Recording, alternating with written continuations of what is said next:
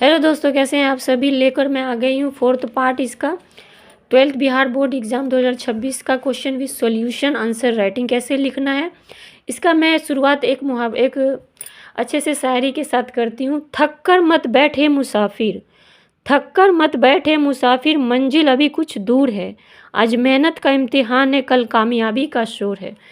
तो चलो इसी की शुरुआत इससे करते हैं। चैप्टर 4 है प्राथमिक क्रियाएं। इससे 1 से 2 क्वेश्चन आता है, 5 मार्क्स का आता है। मगर इसमें पूछ लेगा प्राथमिक क्रिया हम क्या है, पर्यावरण से संबंधित जो भी चीज़ें होगी, जैसे मछली पालन, मुर्गी पालन, फिर आपसे कुछ आखेटक जो फल फूल होता है उसे चुनकर कुछ भी बनाया जाता है, सब्जी हो गया, ये सब किस में आ गया, प्राथमिक क्रियाएं। इसमें क्या आएगा, जैसे आप पूछ लेगा सहकारी कृषि क्या अथवा सामूहिक कृषि कैसे की जाती है। तो आंसर आपको किस तरह से देना है, जब किसानों का एक समूह अपनी कृषि से अधिक लाभ कमाने के लिए सरकार द्वारा जो किसानों के लिए जो स्कीम चलती है या संस्था बनाकर कृषि कार्य का संपन्न करने, उसे सहकारी कृषि कहते हैं। दूसरा पॉइंट में लिखना, यह किसानों को सभी रूप से सहायता करती, आर्थिक सहायता करती है। इसका मतलब यह सहकारी आंदोलन डेनमार्क में सफल रहा।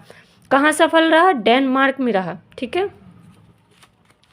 फिर आते हैं सामूहिक कृषि। यह कृषि का प्रारंभ सोवियत संघ में हुआ था। सोवियत संघ में इसे जो नाम दिया गया सामूहिक कृषि को, कोलखज नाम दिया गया। ठीक है, पूछ सकता है ऑब्जेक्टिव में भी। इसमें उत्पादन संपूर्ण समाज और सामूहिक श्रम पर आधारित होता है।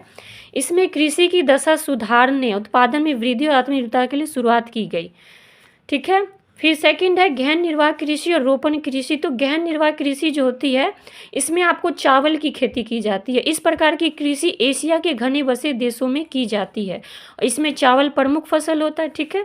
फिर आता है रोपण कृषि। ये जो कृषि की शुरुआत हुई थी, यूरोप वासियों ने इस कृषि को फैलाया था। और ये जैसे कि उष्णकटिबंधीय क्षेत्रों में इसका ज़्यादातर फैला हुआ, जैसे इसमें चाय, कॉफ़ी, रबड़, गन्ना, कपास, केले इत्यादि, इसी को हम रोपण कृषि कहते हैं।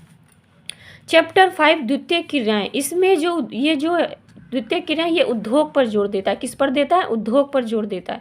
जैसे कृषि आधारित उद्योग हो जाएगा, पशु आधारित या फिर कच्चे माल से आधारित उद्योग।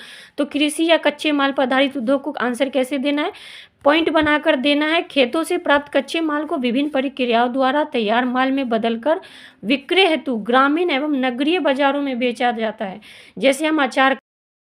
जैसे अचार, शक्कर, मसाले, तेल, वस्त्र इत्यादि। दोस्तों, अगर मेरी मेहनत ये वीडियो पसंद आ रहा है तो आप इसे सब्सक्राइब कर लेना, अपने दोस्तों के साथ ज़रूर शेयर करना और लाइक कर लेना। स्वामित्व के आधार पर जो उद्योग होता है, इसमें 3 प्रकार के उद्योग आते हैं, सार्वजनिक क्षेत्र, निजी क्षेत्र, संयुक्त क्षेत्र। यह उद्योग सरकार के अंडर में